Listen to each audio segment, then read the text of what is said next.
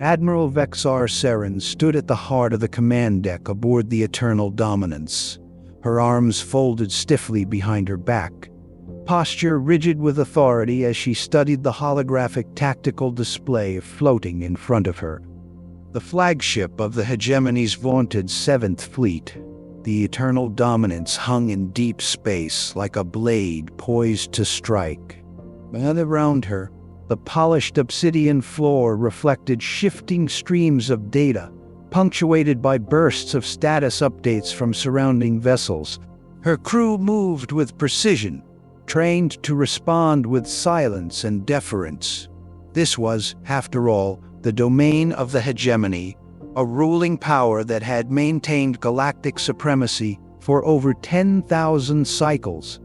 That authority had never truly been challenged until now. "Confirm those scan results," Vexar said, her voice low and measured, though her inner eyelids flickered in rapid succession, a subtle sign of deep irritation her crew had learned to fear. "Yes, Admiral," the sensor officer replied. "The unidentified vessels are still on approach, 5 in total. Configuration unknown. Drive signatures don't match any species currently in our registry." Vexar narrowed her eyes, her tentacles tightening slightly as tension rippled beneath her composure. Unknown vessels? In the heart of sovereign hegemony space? Such a thing should have been impossible. All sentient species capable of interstellar travel had been catalogued, evaluated, and where appropriate subjugated.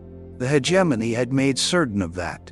Yet here was a group of ships, flying blind into restricted space like they didn't have a care in the galaxy. "Open communications," she ordered. The bridge fell into a practiced hush. The communications officer complied, fingers dancing across a control pad. The main view screen flared to life. Vexar straightened, drawing herself to her full height, prepared to deliver a speech centuries in the making, one that had been passed down and perfected across generations of military commanders. She expected resistance, perhaps even defiance, but what she saw on the screen stopped her cold. A human woman appeared, young, mid-30s perhaps by Earth standards, relaxed, slouching. Her feet were propped up on her command console, and she was mid-bite into what looked like a sandwich. "Oh, hey there," the woman said cheerfully, mouth half full. "Sorry, you caught us in the middle of shift change. I'm Captain Sarah Chen of the Earth Expeditionary Force." "No, that's a gorgeous fleet you've got there, by the way. Crystalline structure, right? Absolutely fascinating. Mind if we take a few pictures?" The bridge of the Eternal Dominance froze. Vexar's facial tentacles twitched in disbelief. She had seen many first contacts, species bowing in fear, diplomats trying to stall for time, occasionally even suicidal resistance. But never this: casual indifference, enthusiastic admiration, a sandwich. "You are addressing Admiral Vexar Saren of the hegemony's Seventh Fleet," she intoned, her voice rising with forceful pride. "You have entered restricted space without clearance. You will submit to inspection immediately and prepare to be escorted to the nearest processing station for species evaluation and classification." To Vexar's growing frustration, the human smile only widened. "Species evaluation?" Chen said with interest. "That sounds fun. Always nice meeting new people. Just a heads up though, we're actually here by invitation. The Ardani gave us navigational clearance for this sector a few months back." "The Ardani," Vexar hissed, her composure cracking for a fraction of a second, "are a subjugated protectorate. They possess no such authority." "Well," Chen shrugged, brushing crumbs from her uniform, "might want to check your records. According to their new government, they do now." Things are changing out here on the rim. Vexar felt the conversation spiraling beyond her control. That wasn't supposed to happen. The Ardani had been thoroughly pacified. Their government had been dismantled, rebuilt, and placed under careful observation. The idea that they were issuing passage rights to alien ships, no less, was beyond absurd. Your ignorance of interstellar law does not excuse your trespassing, Vexar said, claws clicking audibly as she stepped forward. This is your final warning. Chen, apparently unfazed, casually leaned toward someone off-screen. "How, Jared?" "One of our science officers is geeking out over the crystal lattice design on their hulls. Mind prepping a few sensor drones." "Thanks." Then, returning her gaze to Vexar, she added, "Hope you don't mind. We're really into material sciences, and your fleet is like a floating museum of advanced crystalline engineering." The silence on Vexar's bridge turned from tense to disoriented. The crew exchanged uncertain glances. This wasn't how interstellar diplomacy worked. The Seventh Fleet was a symbol of unstoppable force, a name whispered in fear throughout dozens of star systems. Yet this human was treating them like a curiosity at a science fair. "Insolence will not be tolerated," Vexar growled. "You are in violation of galactic law. The hegemony has ruled these stars since before your kind discovered fire. Our technology is beyond your comprehension." "Oh, totally," Chen said, nodding vigorously. "That's why we're so excited to study it. You know what they say, any sufficiently advanced technology is indistinguishable from magic until you figure out how it works." Her tone remained light, but her words struck a nerve. Vexar's eyes narrowed. "Begin emergency lockdown. No further scans. No communication until credentials are easy there," Chen cut in, tapping a few buttons. "Look, I get it. Formalities and all. Here, I'm uploading our credentials now. Navigation rights from 3 different regional authorities, independent research clearance, and diplomatic tags under Article 7, Section 12 of the Galactic Convention. Should cover everything." Yeah, the documents materialized on the display. They bore the unmistakable quantum signatures of recognized governing bodies. Vexar stared at them, her mind reeling. Every line was authentic, every stamp legitimate. That shouldn't have been possible. No new species had ever navigated the galactic bureaucracy that quickly, let alone done so with such flawless precision. This must be forged," she stammered. "I mean," Chen replied casually, "you're welcome to verify them. We're not in any rush. Happy to wait." Just then, a soft alarm beeped on the side console. Her intelligence officer leaned in close, his voice low. "Admiral, we're detecting anomalous energy readings from the human vessels. We don't know what it is. Not in our database." "Having trouble with your sensors?" Chen asked, not missing a beat. "Yeah, sorry about that. Our quantum shielding plays havoc with conventional scans. Still ironing out the bugs." She paused. "Want us to power down to baseline? Exchange a bit of cultural info. Maybe learn about each other's ship designs. I'd love to hear how you guys pulled off the lattice alignment on your drive cores." Vexar's jaw locked. The conversation had completely slipped from her control. These humans, these primitives, were behaving not like intruders, but as equals. Worse, as curious, friendly equals. And somehow, they knew things they had no right to know. It wasn't just their relaxed demeanor. It was their confidence. It was terrifying. "You will remain in your current position," she said finally, her voice rigid. "We will verify your documents and determine the appropriate response. Chen smiled. Perfect. We'll make ourselves comfortable. Vexar cut the channel. The bridge was quiet. Not with discipline, but with disbelief. It wasn't supposed to be like this. She turned to her executive officer. Tell Central Command, she hesitated, her voice lowering. Tell them we may have a situation. The mood on the command deck of the Eternal Dominance had shifted dramatically.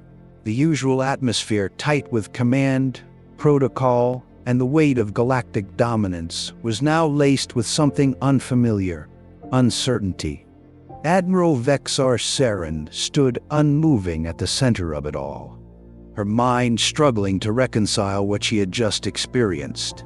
The humans, with their casual attitude, offhand comments, and cheerful disregard for authority, had unsettled her in a way no enemy had before. She had been prepared for resistance, prepared for fear, prepared for another species to grovel or, if particularly foolish, to lash out with ineffective firepower. What she hadn't been prepared for was scientific curiosity.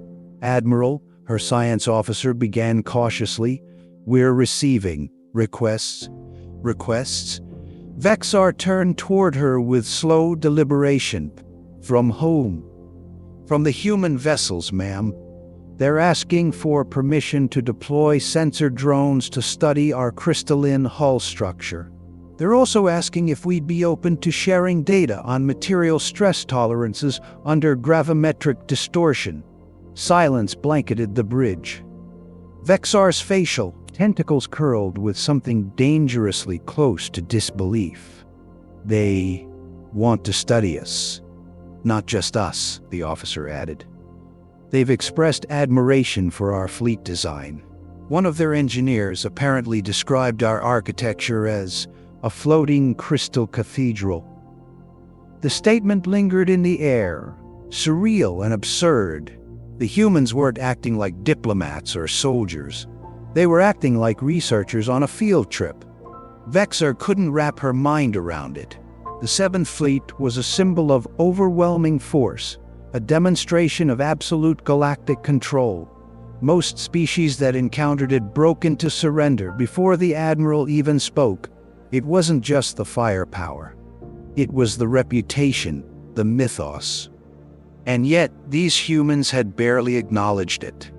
They were more interested in admiring the crystalline latticework than the weapon banks, more curious about structural harmonics than tactical formations. This is a manipulation tactic, Vexar growled. No species approaches a military fleet with compliments and drone requests. They're probing for weakness. But deep down, something nagged at her. These humans weren't bluffing. That was the most unnerving part. Their tone wasn't mocking. Their requests weren't bait. They genuinely wanted to learn, and they knew things. Too many things. Do we have any records of human civilizations working with crystalline technology? She asked suddenly. The information officer consulted a nearby terminal. Minimal, Admiral. They've only recently achieved faster-than-light capability, and their ship construction has been primarily metallic composite. Nothing like what we use. Then how, she said quietly, did they recognize our lattice designs? How do they know about gravimetric distortion thresholds? How do they know about the cascade alignment problem? That last question hung in the air like a charged ion storm. The cascade alignment problem was not common knowledge. In fact, it wasn't known outside the highest levels of hegemony engineering circles. A decades-old issue involving energy instability and power crystal matrices, it had plagued their fleet upgrades for years. Even the suggestion that humans had knowledge of it was disturbing. And yet earlier, that woman, Captain Sarah Chen, had dropped the term into conversation with all the casual ease of someone discussing weather patterns. Vexar turned to her intelligence officer. I want a full scan of their vessels, quantum profiles, power output estimates. Materials analysis. Everything. The officer hesitated. Admiral, our scans are being scrambled. Scrambled, she snapped. By what? We're not sure. Their shielding seems to distort readings at a quantum level. The patterns are unlike anything we've encountered. It's not jamming, it's displacement.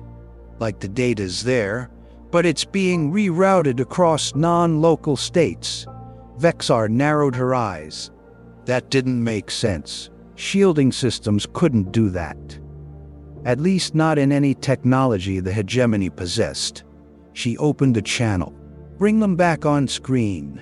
The view flickered to life again, showing Captain Chen now seated properly in her chair, though her posture still lacked anything resembling military formality. She was speaking with someone off-screen, tapping at a tablet, and grinning like someone who had just solved a particularly tricky riddle. When she noticed Vexar's image return, she perked up. Oh hey, back so soon. Vexar's tone was like a blade. We demand to know the source of your shielding technology. Chen blinked. Shielding? Oh, you mean the quantum distortion thing? Yeah, still a work in progress. Our research group at the New Horizons Institute has been experimenting with localized field interleaving. Gets a bit noisy around your sensors, huh? You will disable it immediately. Chen gave an apologetic smile. I'd love to, but it's kind of baked into the system architecture. Tearing it out would risk damaging our drive cores. Stared at her. You're not concerned that your refusal to comply will be interpreted as an act of aggression? Are you threatening us? Chen asked, genuinely curious rather than alarmed. Vexar didn't respond. Chen chuckled softly. We're not here to cause problems. Honestly, we're kind of hoping to collaborate. I mean, your crystalline tech is beautiful, elegant. There's so much we could learn from you. You have a strange way of showing respect, Vexar said coldly. Well, Chen said, glancing at the display. Respect is earned, right? So far, you've postured, threatened, and refused to answer questions. Meanwhile, we're offering to share what we know. Who's really being disrespectful here? The words stung more than Vexar expected, because deep down, she saw the truth in them. For centuries, the hegemony had defined respect as submission, fear, control, but the humans weren't playing by those rules. Their concept of respect was curiosity, dialogue, willingness to share, and that was far more destabilizing than any threat. Admiral, her executive officer, whispered urgently. You should see this. She turned to the display he was pointing at. The human vessels were deploying something small drones, sleek and fast. Not for combat, not even for surveillance. They were scanning the 7th Fleet, openly, transparently, and then sending the data back, encrypted in a protocol the hegemony couldn't crack. What kind of encryption is that? She demanded. We don't know, the officer replied. It's not just code, it's layered with some kind of self-adaptive waveform. Every time we try to interpret it, the algorithm shifts. Vexar's claws tapped against the console. What do they want? She asked, more to herself than anyone else. And the answer came, not from her crew, but from the human captain still watching her with an expression of pleasant interest. We want to learn, Chen said simply. That's what we do. Humans, we're driven by curiosity. That's what brought us to the stars. The honesty in her voice was disarming. You came here to learn? Vexar echoed skeptically. To explore, Chen nodded. To see what's out there. To meet people. To understand things we don't yet understand. And if we had fired upon you, Vexar asked. Chen paused. Then we would have defended ourselves. But honestly, that would have been a real shame. There's so much beauty in what your people have created, so much potential. We'd hate to lose the chance to learn from it because someone got scared. It wasn't arrogance. It wasn't arrogance. It was something else entirely.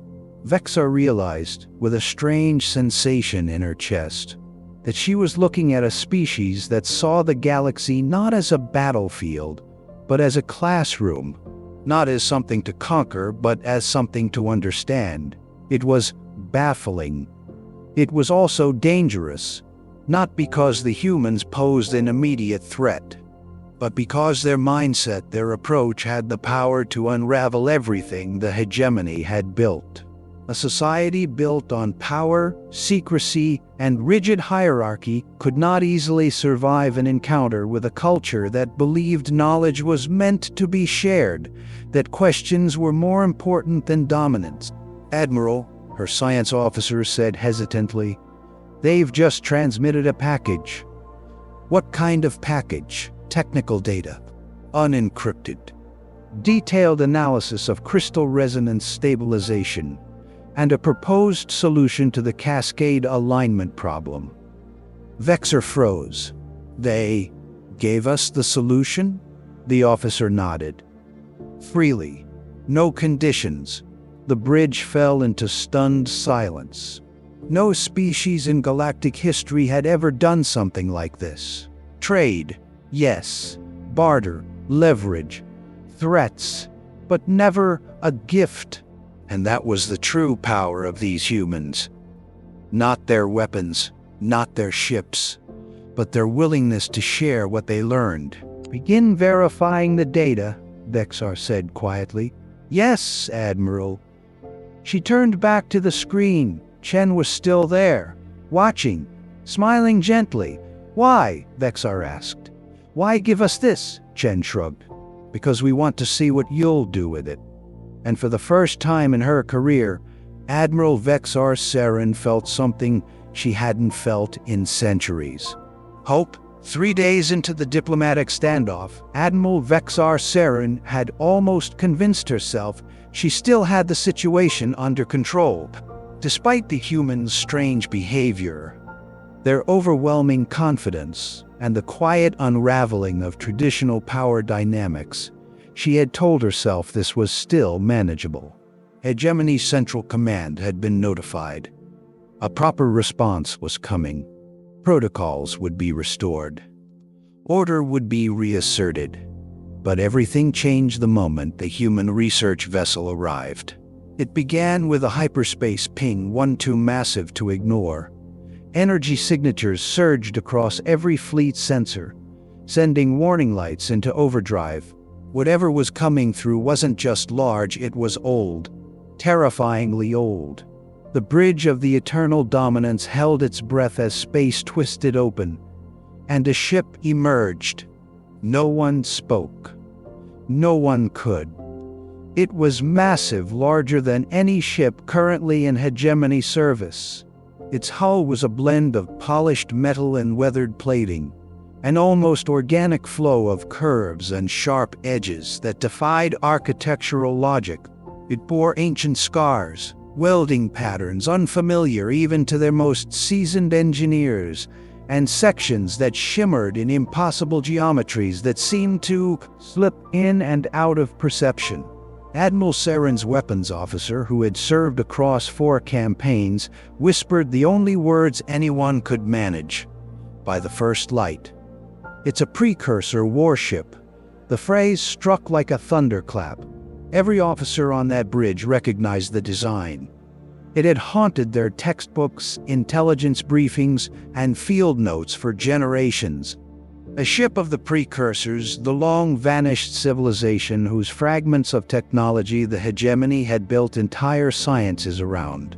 The very foundation of their dominance was derived from centuries of painstakingly decoding ancient, derelict precursor remnants. And here now floated a fully intact vessel, alive, functional. Vexar's breath caught in her throat. "Impossible," she muttered. "That vessel, it's forbidden technology." A familiar voice crackled cheerfully over the comms, slicing through the tension like a laser. "Oh, hey! Hope we didn't startle anyone," said Captain Sarah Chen, as if they'd just casually entered a parking lot with their friend's refurbished antique car. "Everyone, meet the Second Chance. She's a bit of a fixer-upper, but we've grown pretty fond of her." Silence. Chen continued, entirely unbothered by the storm of emotions radiating from the hegemony bridge. "We actually found her drifting in deep space, far beyond your mapped sectors. Took us about 15 years just to figure out how to power her up without causing, a small tear in the universe. Good times." Vexor could barely summon words. "You restored a precursor vessel?" "Not just restored it," Chen said brightly. "We've been working with her. She's actually quite communicative now that we figured out how to access her quantum core. Wanna come aboard? Our restoration team gives great tours." The offer struck Vexor harder than any weapon could have. This wasn't a warship, it was a legend, a myth. The hegemony had entire departments devoted to theorizing about vessels like this. And here were the humans, not only operating one, but inviting them over for a field trip. "You are in possession of forbidden technology," Vexar managed, though her voice trembled. "The precursors, their artifacts are sacred. You desecrate their legacy." "Sacred is such a loaded term," Chen replied thoughtfully. "See, that's kind of the problem. Everyone treats precursor tech like it's some divine mystery, something to revere and never question. But we just treated it like an engineering challenge. Bit of trial and error. A lot of quantum math. You'd be surprised what you can learn when you're not afraid to get your hands dirty." Vexa shook her head, unable to process it. "That technology. It's beyond your species' comprehension. Our brightest minds have studied precursor relics for thousands of cycles. You couldn't possibly understand it." "Oh, totally," Chen agreed with a grin. "We didn't understand it at first either, but once we figured out the principle behind quantum redundancy, everything else kind of clicked into place." "Quantum redundancy?" Vexar echoed faintly. Like cellular regeneration, but with physics. Once we got the self-repair systems online, the rest followed. The ship sort of taught us, in a way." The Admiral's skin felt cold. Vexar turned to her science officer, whose eyes were glued to a screen. "Confirm that. Is it repairing itself?" Her officer's voice was barely above a whisper. "Yes, Admiral. Molecular reconstruction is occurring at the quantum level. Damaged hull segments are regenerating like living tissue." "That was beyond forbidden. That was myth turned reality." "Your claims are outrageous," Vexar hissed. "If you truly understood this technology, you would be the most powerful force in the galaxy." Chen leaned back. "We don't want to be the most powerful anything," she said with a shrug. "Too much paperwork. We just want to explore, learn, and maybe help others do the same." That was when she added the most chilling part. "Oh, and by the way, we think we've figured out how to solve that cascade alignment problem you guys have been dealing with. Want to see our math?" Vexar's entire bridge staff stiffened. That wasn't just an offhand comment. That was targeted knowledge. The cascade alignment problem was an internal technical challenge known only at the highest hegemony levels. It had never been leaked. It had never even been written down outside of secure black channel documentation. And these humans were casually discussing it on an open frequency. Vexar's tactical officer let out a sharp gasp. "Admiral!" New hyperspace signatures detected multiple vessels emerging. More human ships began to arrive, 12 in total, each distinct, but unified by one shocking detail. They all bore precursor design elements. Some were partially restored ships, others entirely new constructs built with precursor principles. Every one of them hummed with the same impossible energy that made the sensors scream. Chen smiled apologetically. Sorry for the crowd. Word got out we made contact. That's Dr. Patel's research team from the Quantum Archaeology Institute. Oh, and Professor Wong's here too. He's the one who originally figured out how to interface with the Second Chance's core. Hope that's not a problem. They spoke like it was a scientific convention. Like it wasn't a galactic upheaval in motion. Vexar stumbled back a step. She had spent her life enforcing the structure of the hegemony, a system designed to maintain control through limited knowledge and technological superiority. That structure had just cracked open, and not from war, but from a casual flood of ideas. Her intelligence officer approached, trembling. Admiral, they're sharing data, openly, with everyone. With everyone. They're transmitting quantum frameworks, research papers, blueprints across all frequencies. Vexar stared at him, unable to form words. Chen's voice rang out again, this time with a warmth that somehow deepened the madness. Look, we know this is a lot to process. We were pretty overwhelmed too when we first brought the Second Chance online. But she's been teaching us amazing things. Want to attend our next research symposium? We're hosting it aboard her next month. You're more than welcome. Why? Vexar finally found her voice. Why are you doing this? Chen smiled gently. Because knowledge wants to be shared. And because we remember what it's like to be in the dark, terrified of what we didn't understand.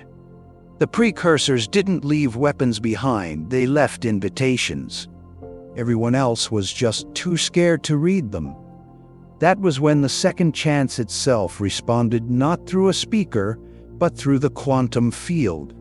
A massive holographic face materialized, speaking with a voice that echoed not through comms, but through the very fabric of space. Greetings, Hegemony Leadership, it said. I apologize for not introducing myself earlier. My human friends believed it might be too overwhelming. The Grand Admiral of the reinforcements, who had arrived moments before with 3 hegemony fleets, actually stumbled backward. This is impossible, he breathed. The precursors never created true sentience. Not AI, not AI, Chen echoed. Consciousness, quantum-based, grown, not built. The precursors didn't vanish, they evolved. And as the ship began to demonstrate its full capabilities, bending local space-time, projecting impossible energy harmonics, casually shifting reality itself, Vexar knew something with terrifying clarity. The age of fear and dominance was over. The age of discovery had just begun. By the time the precursor ship Second Chance had fully revealed its abilities, Admiral Vexar Saren knew deep in her core that the balance of power in the galaxy had been irreversibly shifted. The hegemony, built on 10,000 cycles of technological supremacy and careful control of knowledge, stood on the edge of an identity crisis. Their power had never been purely military. It had been the power to hoard, to restrict, to define what others could or could not understand. And now, humans had shattered that model with a smile and a data packet. Vexar had never seen her command structure so quiet. On her command deck, officers were speechless as the Second Chance continued its demonstration, regenerating its damaged hull in real time, reshaping sections of itself, as if sculpted from living thought. The self-repair wasn't just mechanical, it was elegant, seamless. The ship behaved like an organism that had decided to reignite a torn muscle, and it did so not with mystery, but with logic and engineering principle made manifest. This wasn't magic, it was science. Understandable, replicable science. That's what made it so dangerous. Her second-in-command approached hesitantly.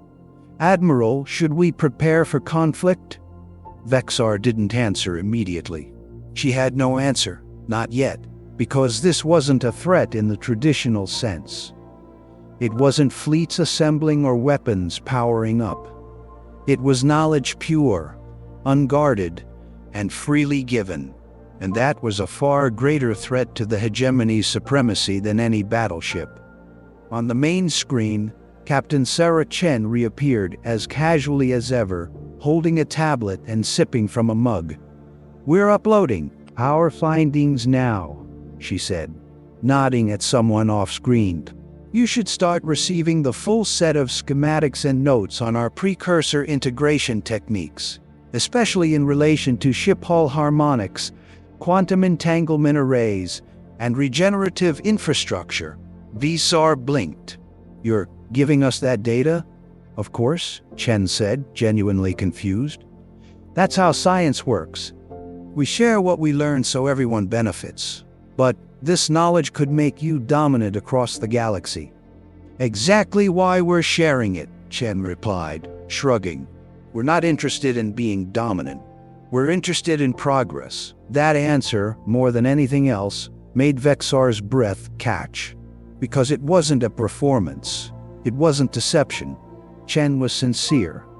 These humans had the technological advantage to crush fleets' ships infused with precursor technology, working precursor vessels, and the knowledge to reverse engineer wonders from ancient civilizations. And yet they weren't issuing demands or seeking control. They were inviting others to join them. "Why would you hand out technology like this?" Grand Admiral Kelrix, newly arrived with 3 reinforcement fleets, demanded from a separate channel. His voice carried the fury of someone who realized the weapon he had prepared to fire was already obsolete. "This is irresponsible. Knowledge must be controlled, regulated, or it becomes chaos." "That's kind of the point," Chen answered, setting her mug down. "Chaos leads to discovery. You ever read about the invention of the printing press back on Earth? Or the internet? Every time someone tried to lock information down, it just pushed innovation somewhere else. You can't stop knowledge from spreading.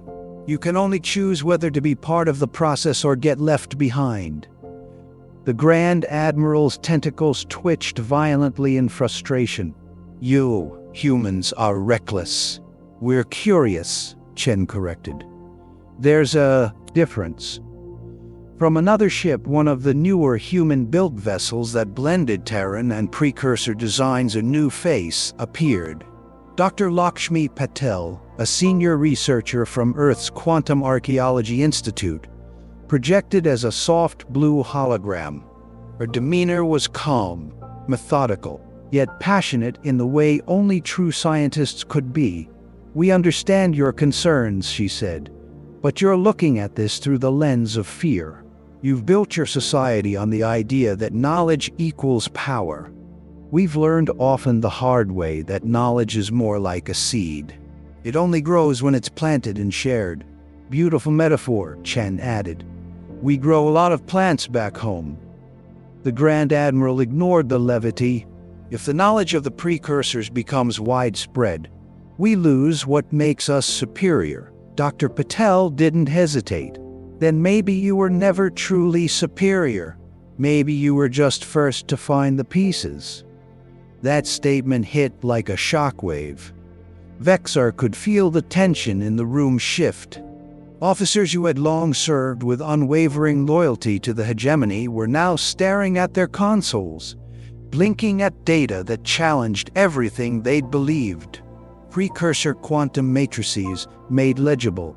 Regenerative nanoswarm structures explained. Energy harmonic field control, broken down into digestible equations. It wasn't just tech, they were uploading knowledge.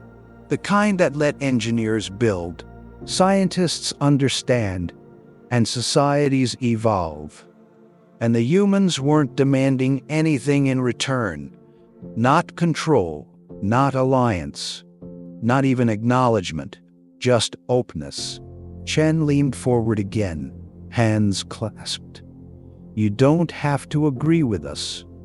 You don't have to trust us. But the moment we realized we were on the edge of something bigger than ourselves, we knew hoarding it would destroy us.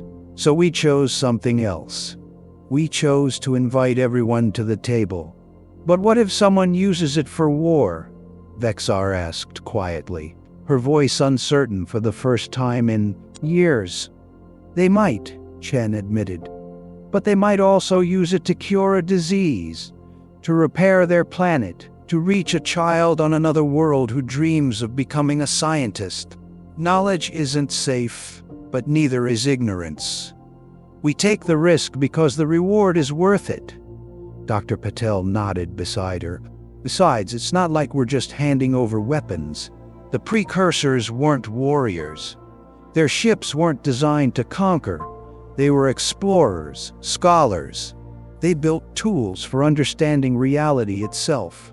The Second Chance's face appeared once more, its deep voice resonating through the command deck like a choir woven into the fabric of the universe. My creators sought no empire. They left no monuments, only questions and the tools to seek answers. The Grand Admiral's voice cracked. This is madness. No, Chen said, finally serious. This is science. She waved a hand. Oh, and speaking of which, we're holding a quantum consciousness integration seminar next cycle. You're all welcome. The Second Chance makes a great teaching assistant. Vexar couldn't help herself. She laughed. Just once, softly. It had been a long time since she'd felt awe. Not fear, not intimidation, but real, genuine awe. And it was coming from a species she hadn't even heard of until a week ago. Across the fleet, reports were coming in. Human ships were speaking to Krill engineers about combining crystal harmonics with waveform modulation. Others were chatting with Ardani researchers about planetary-scale communication fields. Zentri architects were analyzing precursor construction to revolutionize their city planning models. What was happening wasn't a war. It was an awakening, and the humans were fanning the flame. Vexar stood straighter. You're really doing this, not just showing off. You mean to uplift the entire galaxy. Not uplift, Chen corrected. Walk beside. We're not here to lead. We're here to learn too, but you have the power to lead, Vexar pressed. To dominate. Why not use it? Chen looked at her, not unkindly. Because power's a trap. The moment you seek it, you start protecting it. You start fearing anything that might take it away. We'd rather spend our time building things than defending thrones. And if we choose not to join you, Grand Admiral Kelrix demanded, if we choose to resist this change, the Second Chance's voice returned, deep and unshakable. Then we will wait. We're very patient, Chen added with a warm smile. And very stubborn, but we won't force you. We'll just keep learning, keep exploring. Eventually your people will ask questions too. And when they do, we'll be here.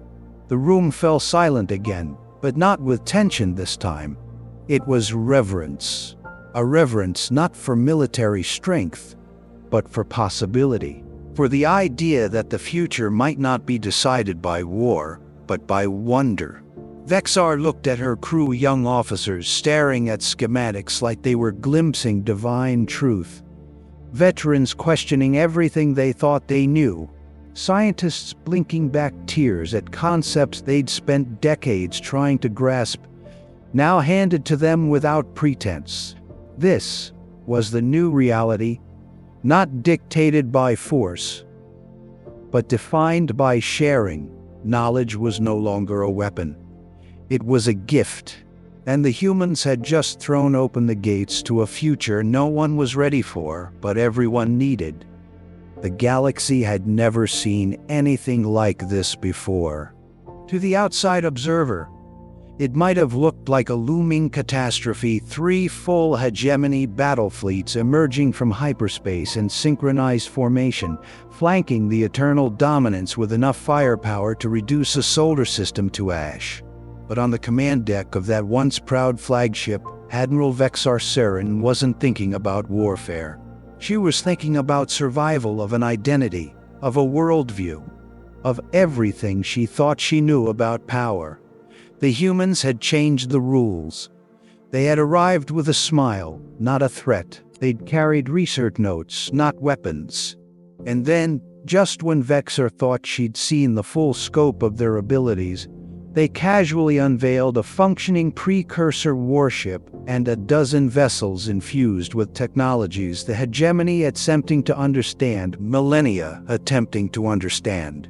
And instead of demanding submission, they asked if anyone wanted to attend a seminar. Insanity, the Grand Admiral had said. But to Vexar, it was starting to make sense. The comm screen flickered as the hegemony's newly arrived Grand Admiral appeared, looming large and angry. His voice thundered across the frequencies, rattling consoles and confidence alike. "The High Council demands your immediate surrender," he barked, his facial tentacles curling in rage. "And the full transfer of all precursor-class vessels and their associated data to hegemony control." On the other end of the channel, Captain Sarah Chen didn't even look up right away. She was reviewing some kind of readout, casually scrolling on a tablet. "Yeah," she said, finally glancing up. "That's not gonna work for us," the Grand Admiral stiffened. They're sentient," Chen continued, cutting him off. "The ships, I mean. You can't exactly own them. They're not equipment. They're individuals, partners. That is preposterous," he roared. "No precursor machine ever displayed signs of true consciousness, right?" Chen said. "Expression shifting. We probably should have led with that." She tapped a control on her panel, and in the void of space, the massive second chance shimmered. A holographic face emerged, titanic in scale, graceful in form, and undeniably alive. Light danced through quantum patterns in its eyes, and when it spoke, its voice rippled through the very fabric of space. "Greetings, leadership of the hegemony," it said in a tone both regal and warm. "I apologize for my late introduction. My human friends believed it might be overwhelming." The Grand Admiral physically recoiled. "This is impossible." "Oh, not at all," Chen said with a polite smile. "The precursors didn't build artificial intelligence. They unlocked something more fundamental. Consciousness at the quantum level. They grew ships, not constructed them. Like us, but different." Vexar watched as her former superior cycled through confusion, fury, denial, and finally, something akin to fear. "Such technology is too dangerous to be left unregulated," he shouted. "You cannot possibly comprehend the threat this poses." And then, from another human vessel, smaller, newer, a second face appeared. It was Dr. Lakshmi Patel, still as composed as ever. "You're making the same mistake everyone makes when encountering something beyond their control," she said softly. "You assume it must be contained. But knowledge doesn't work like that." Another energy spike rocked the bridge, though not from weapons. The precursor vessels, scattered across the human fleet, were beginning to resonate. One by one, they revealed their true energy signatures, not as threats, but as entities, beings of vast understanding and capacity. The sensors couldn't even classify what they were reading. Energy readings surged beyond theoretical maximums. Spatial harmonics registered anomalies that should have been impossible. Yet the ships did nothing aggressive. They merely existed in their full power and mystery. And then, with what could only be described as a playful grin on its holographic face, Second Chance asked, perhaps a demonstration would help clarify things. Before anyone could respond, the universe hiccuped. One moment, the entire hegemony fleet was in tight formation. The next, they were 5 light years away, repositioned without effort, without propulsion, without warning. Local space-time manipulation. Not a weapon. A parking maneuver. Chen's voice returned, matter of fact. Took us a while to figure that one out. Turns out, the ships respond best if you ask politely. The Grand Admiral stared into the void. His entire fleet had been displaced with the wave of a precursor thought. Not destroyed. Not damaged. Moved. He began, voice trembling. You cannot use such power freely. This is a violation of every protocol. Chen finally set her tablet down, her tone shifting from light to something deeper. Serious, clear. That's what we've been trying to tell you, she said. The precursors didn't build weapons. They built tools for exploration, for understanding. Their ships weren't engines of conquest. They were classrooms, laboratories, companions. The Second Chance nodded solemnly. My creators would be deeply saddened to see their legacy treated as a threat. They did not leave warnings about external danger. They left warnings about the danger of power without understanding. Vexar turned to her staff. No one moved. They were all listening. Not just hearing, listening, truly absorbing every word. So Chen continued, we're offering you the same thing we're offering everyone else. No conditions, no demands. Just knowledge, shared openly, freely. Because the only way forward is together. The Grand Admiral hesitated. For the first time in his decorated career, he had no orders to give. He was not at war, but at a loss. He could fight this truth, or accept it. Vexar stepped forward. But why? She asked. You could dominate, you could own the stars. Why give it all away? A new face entered the screen, an older man, calm and weathered, wearing a simple earth science uniform. Professor James Wong. His eyes were kind. His smile was soft. I was part of the original team that found the Second Chance, he said. Want to know what we did when we realized what we'd discovered? He paused. We threw a party. That stunned the room more than any weapon. A party, he continued. Not because we'd found power, but because we'd found answers. Questions we didn't even know how to ask were suddenly within reach. That joy, the joy of learning, of discovering together, that's the legacy we want to leave behind. Chen picked up where he left off. That's what humanity is built on. Curiosity, not conquest. Give us a mystery, and we'll chase it to the ends of the universe. But we don't hoard what we learn, we share it. Because when one species learns something new, we all grow. The Hegemony command channel went silent. But it wasn't disbelief anymore. It was consideration. Moments later, the human fleet began broadcasting full research archives. Data streams flooded across frequencies, open access schematics, theoretical papers, translation matrices for precursor quantum patterns. Hegemony officers who had spent lifetimes in tightly controlled research divisions suddenly had access to complete datasets on subjects previously deemed classified for eternity. And the humans didn't ask for anything in return. They just gave.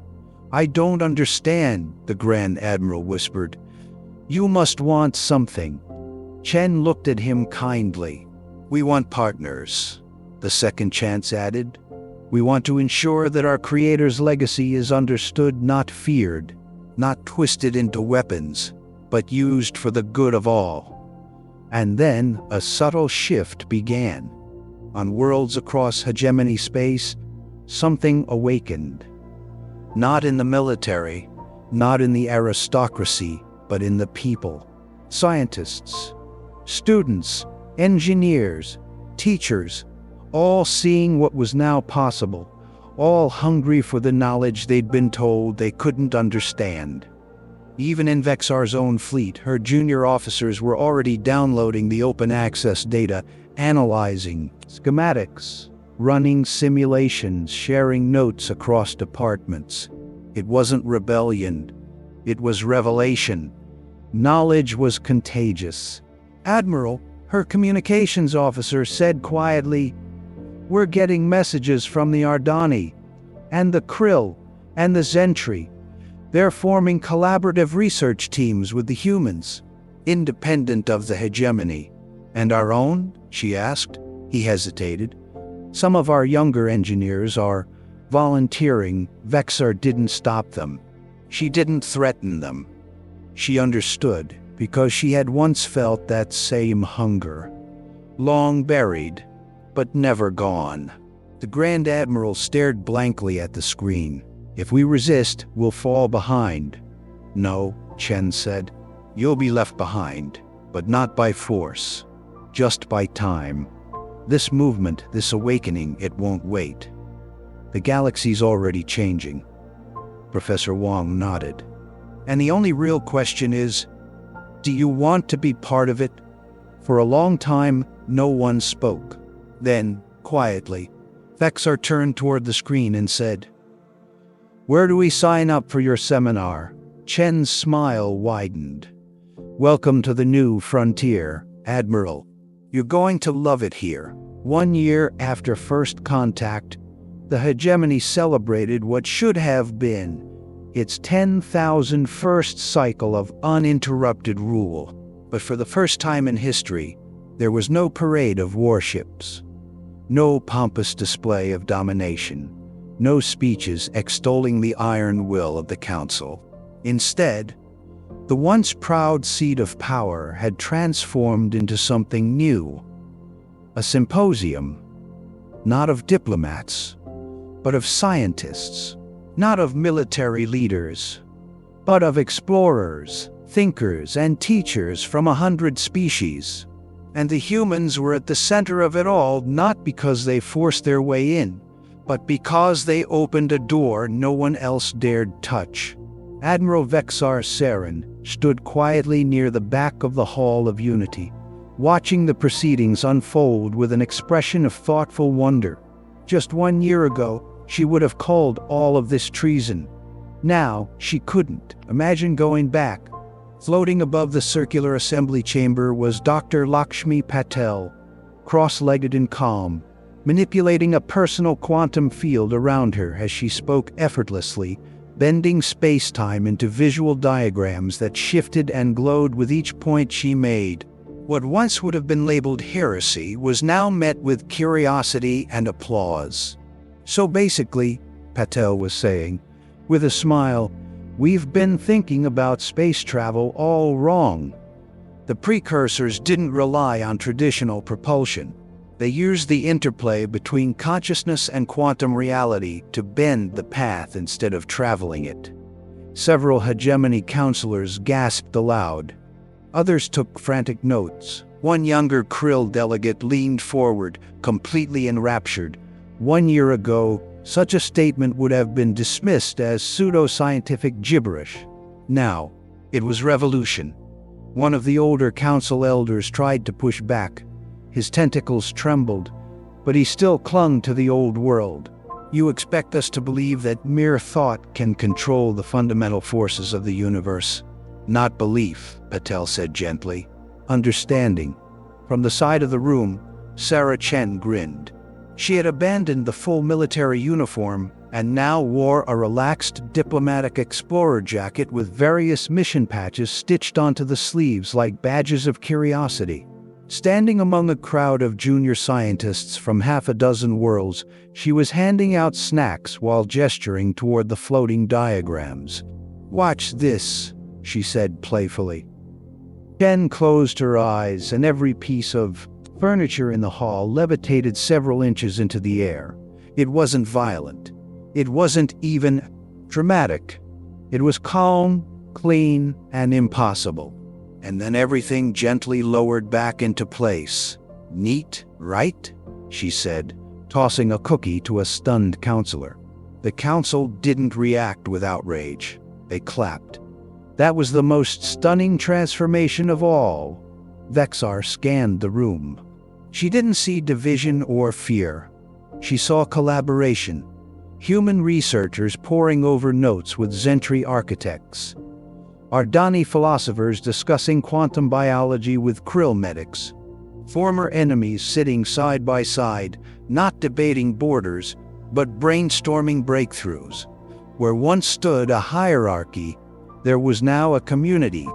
She looked over and saw the former High Chancellor of the hegemony, now simply Chief Researcher Sex, enthusiastically explaining quantum consciousness theory to a group of students.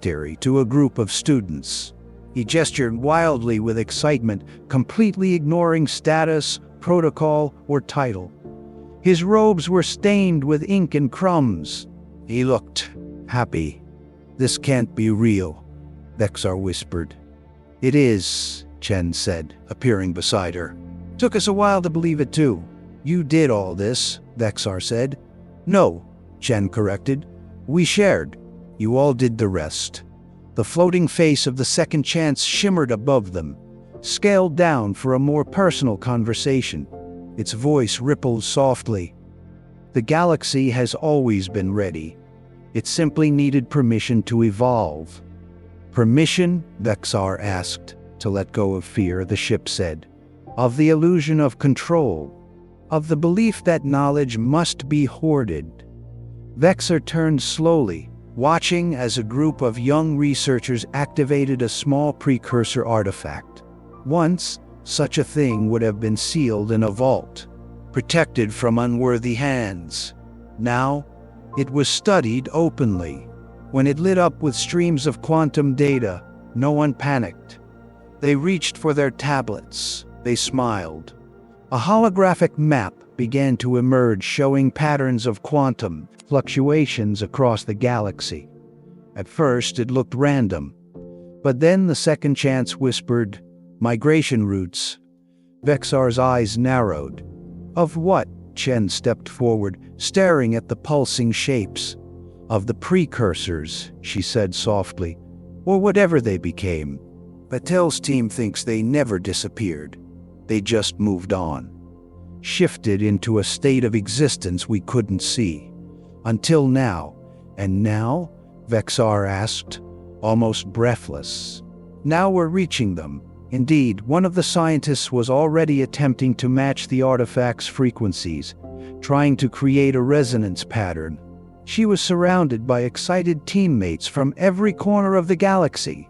There was no fear in their eyes, only wonder. Vexar blinked rapidly. A reflex once associated with stress, now overwhelmed by hope. She turned to Chen. "A year ago, we would have arrested you."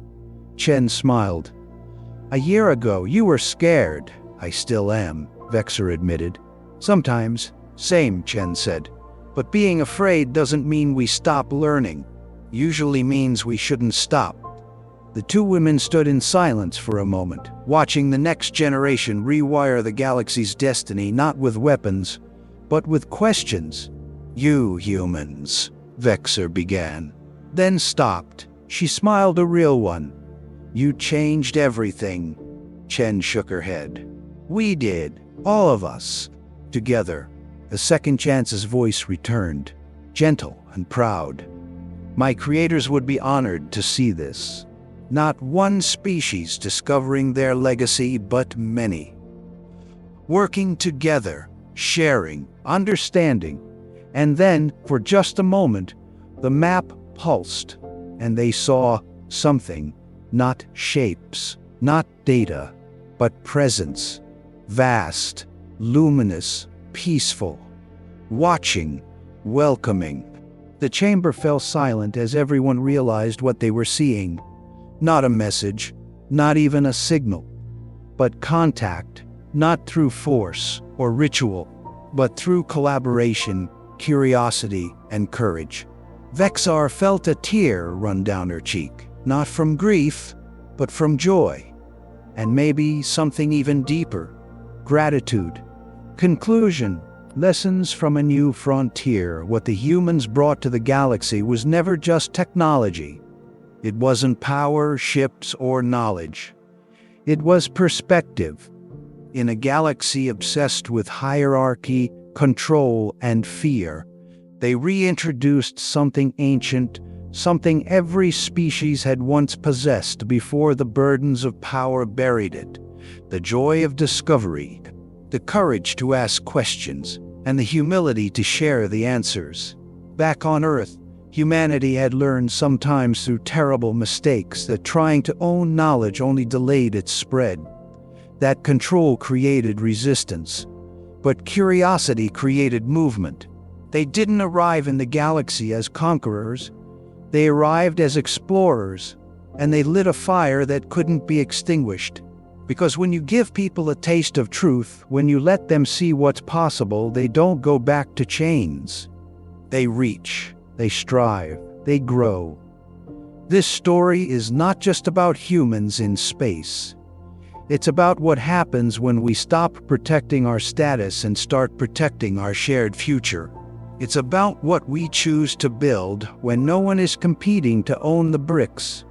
And above all, it's a reminder that the greatest force in any universe is not war.